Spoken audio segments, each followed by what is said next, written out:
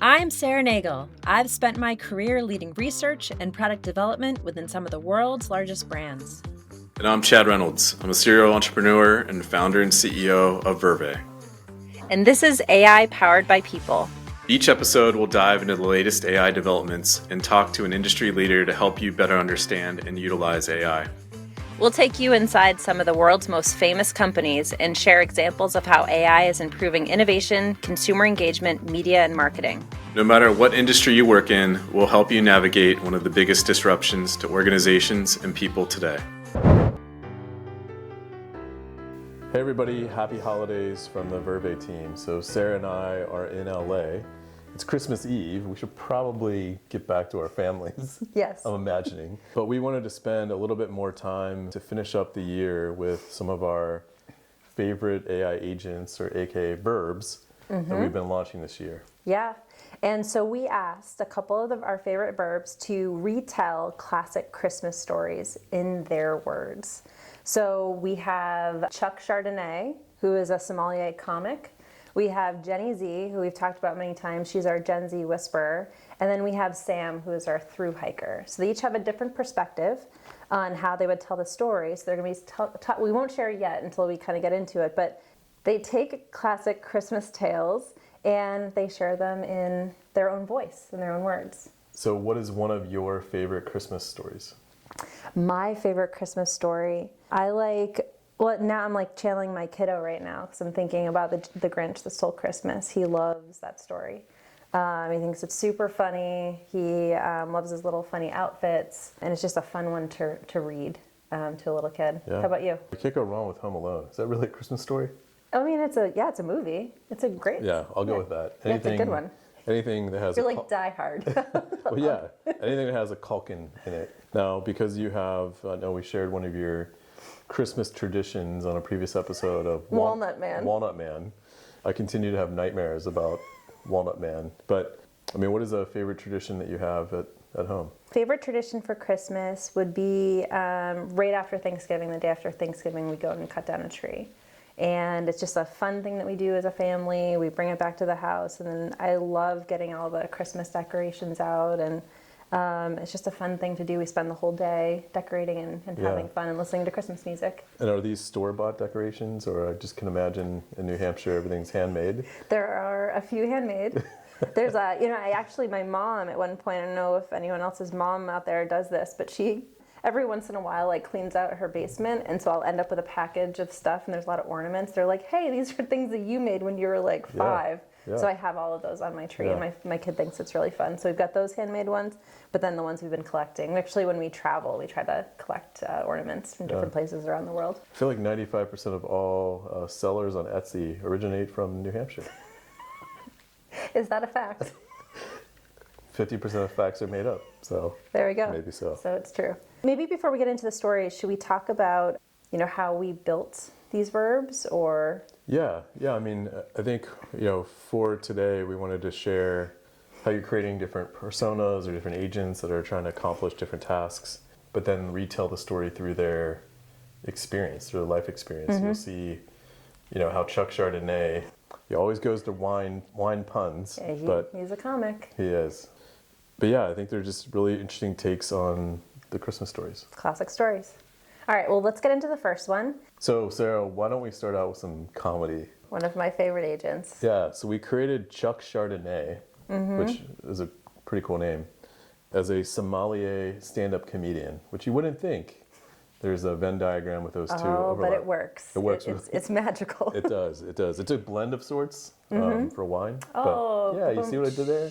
Chuck would love me, but... So what is your favorite type of wine? Do you like to drink wine? I'm more of like a cocktail kind of person, more like bourbon. Okay. Bourbon forward. Is that a thing? Yeah, you can be bourbon forward if you want to. Well, I'll go with it. Yeah. I don't know, probably like Grenache. Okay. Yeah.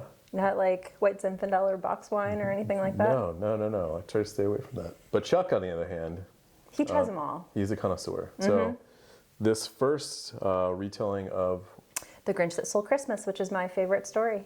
Yeah, told through the lens or the glass of Chuck Chardonnay. In a town called Whoville, those cork-popping Whos were all giddy about Christmas. But just north of there lived this dude called the Grinch. This guy hated Christmas more than a wine snob hates boxed wine. Now, don't ask me why he was such a sour grape about it. Maybe his palate was off, or his shoes were tighter than a bottle of corked Pinot Noir. But if you ask me, his heart was probably as small and shriveled as a raisin left too long in the sun. So there he was, on Christmas Eve, glaring down at Whoville like it was a glass of white Zinfandel. He saw all those Whos hanging up wreaths and stockings, and it made him want to spit like he'd just tasted a bad vintage. "Tomorrow is Christmas," he sneered, his face puckering up like he'd just sucked on a lemon. "I've got to stop this whole thing faster than you can say screw cap Chardonnay." He cooked up a plan more devious than serving red wine with fish. Dressed up like Santa, he hitched his poor dog to a sleigh and headed down to Whoville, ready to steal Christmas like it was the last bottle of Chateau Margaux at a fire sale. This Grinchy beast snuck into houses, swiping presents, food, and even the Christmas trees. He was emptying those houses faster than a bunch of wine critics at a tasting event. But then, wouldn't you know it, he got caught red-handed by a little Who girl. Quick as a cork popping, he fed her some bull charades about fixing her tree and sent her back to bed. After robbing Whoville blinder than a blind tasting, he hauled all that loot up Mount Crumpet, ready to dump it like a bad batch of fermented grape juice. But here's where it gets interesting, like finding out that $2 Chuck actually won a gold medal. Instead of crying and whining like babies who'd lost their bottles, those Whos started singing. Can you believe it? They were merrier than a bunch of lightweight drinkers at a wine festival. It hit the Grinch like a bottle of champagne to the head. Christmas wasn't about all that commercial crap. It was about something more, and that mother corker's heart grew 3 sizes, just like my alcohol tolerance on a good night. He raced back down faster than you can say decant, bringing back all the stuff he stole. And you know what? That Grinchy Grinch carved the roast beast himself. There you have it, you bunch of grape stompers. Now, if you'll excuse me, I need to go cleanse my palate with something stronger than this saccharine story. Anyone up for a vertical tasting of Napa Valley's finest? Well, that was really fun. I love Chuck. Chuck combines all the qualities of like everybody's dad, I think, with The California surfer. yeah, just so many puns. Just So good. yeah, just So good. every last drop. Yeah, I loved that. All right, next up is Jenny. So Jenny is going to be telling the story of Twas the Night Before Christmas, and it's in Jenny's words. So Jenny is a Gen Zer. She's our Gen Z expert. She's the Gen Z whisperer. So it's really fun to see how she interpreted the story. How many times do you think she'll use the word vibe? Or sus. Yeah, everything's sus. Yeah, even everything's Christmas sus. stories. I mean, Santa would be pretty sus in this story. You have a dude on your roof that's trying to get into your house. Yeah, It would have to be sus. definitely. All right, let's check it out. Picture this. It's Christmas Eve and the whole house is in sleep mode. For real, not even the mice are up. Everyone's got their stockings hung up waiting for Santa to drop by. The kids are knocked out, dreaming about candy. Honestly, who dreams about sugar plums anymore? So, I'm about to drift off when suddenly, boom, there's this massive noise outside. No cap, I sprint to the window faster than my TikTok loading speed. The moon's making everything super bright with all the snow, and what do I see? This tiny sleigh pulled by 8 reindeer, and Santa's just vibing up there. Santa's going off, calling his reindeer squad by name, Dasher, Dancer, and the whole crew, giving Major Team Captain energy. They're absolutely zooming through the sky, no hesitation. Next thing you know, I hear footsteps on the roof. Not gonna lie, kinda sus at first. And this man really comes down the chimney. Santa's fit check. All fur, but low-key dusty from the chimney situation. He's got this massive bag of presents, and not gonna lie, he's exactly how everyone describes him. Rosy cheeks, twinkling eyes, the whole aesthetic. The most wholesome part? This man's just radiating good vibes. He doesn't say anything, just gets straight to filling up the stockings. Then he does this iconic nose touch thing, shoots back up the chimney, how even, and dips with his reindeer crew. As he's leaving, he hits us with the classic, "Happy Christmas to all and to all a good night." Iconic behavior, honestly. No filter needed. That's literally how it went down. Santa's the OG influencer, period. Hello, fellow kids. Yeah. I mean, anytime I listen to Jenny, I'm like, I'm so old. don't you feel so old? Oh, yeah. Big time. All right. Yeah. No cap? No cap. Yeah. See, it's terrible. It sounds is. so terrible. I know. I can't say it. It doesn't come out of my mouth well. No. But I loved hearing it from her. We can give it a little college try, though. We'll give it a shot. All right, last up we have Sam, who is our through hiker, and she is going to be telling the tale of A Christmas Carol. It's a very interesting take with someone that like spends most of her time outdoors and on the trail talking about the Christmas Yeah, Carol. what is the combination of these two? It's just kind of fun. Let's just see what happens. So like when you're out on the campfire, you tell stories around the campfire? Yeah, I you guess? tell stories around the campfire. So, I mean, maybe there's a connection there. It was more just like, let's see what happens. Let's find out. Hey there, fellow trail enthusiast. You want to hear old Scrooge's story, eh? Not exactly a tale you'd swap around a campfire, but I get it. Christmas spirit and all.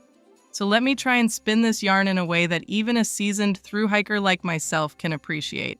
Imagine this, a fella named Scrooge, tougher than a pair of worn-out boots, heart colder than a December blizzard.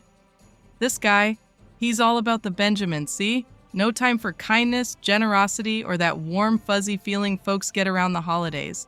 He's like that stubborn mule you meet on the trail, the one that refuses to budge. Now, Scrooge had a partner, Marley, who kicked the bucket 7 years back. Tough as nails, Marley was too, just like Scrooge. But here's the kicker. Marley comes back as a ghost, dragging a chain heavier than a fully loaded pack. This chain, it's made of all the bad stuff he did in life. Greed, selfishness, you name it. Marley's there to warn Scrooge, change your ways, buddy, or you'll end up just like me. Scrooge, he's spooked, naturally. Marley tells him 3 spirits will visit him, and let me tell you, these spirits ain't your friendly trail angels. They take Scrooge on a journey through time, showing him his past, present, and future.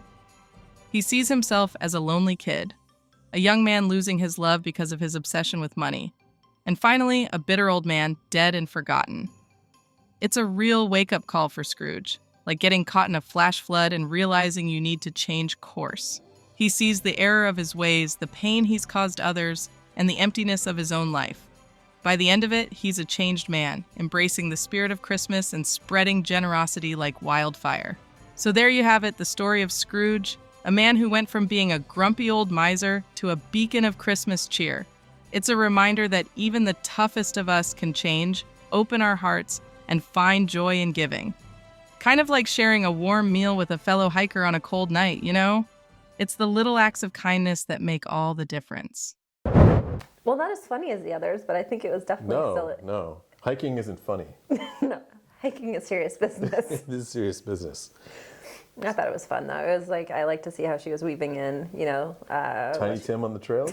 Tiny Tim on the trails, if she's talking about like the animal in her way and comparing it to Scrooge. I just thought it was a cool... I don't know why. Like anytime I hear Scrooge, I think of like a duck. Yeah, the duck. Yeah. The duck that's diving into the pile of money, right? Yeah, right. Because we grew up in the 90s. It's true. That's why. Yeah. Well, that was our, I guess, Christmas card to our listeners. Yeah. That was kind of fun. Yeah, sorry about that. No, I mean, so this year has been a blast just creating all different kinds of AI agents and just, more personalities that can tell stories you can collaborate with, and hopefully, these were just 3 little stories that we can kick off hopefully the holidays for you and your family. So. Yeah. Well, that was fun. Happy holidays, Merry Christmas, and stay tuned next week because it's going to be our 2024 wrap episode where we go back and we pull quotes from people that we had talked to throughout the year, and we talk about topics that have been kind of like bubbling up for us. So many different kinds of guests. CTO Google Cloud. We've had someone from Honda, we have doctors, Kenvue, we've had from teachers. Unilever. It's been really cool. Yeah, North Face, Annie from North Face. So lots of different brands, companies are represented, and I think through all of this, what our goal when we set out this year was to kind of do research in public and then do it with you, our listeners. We tried to script some of this, but also just keep it fairly casual so we can share out key insights and ideas that we're thinking through together. Hopefully you've enjoyed every bit of it. Happy holidays.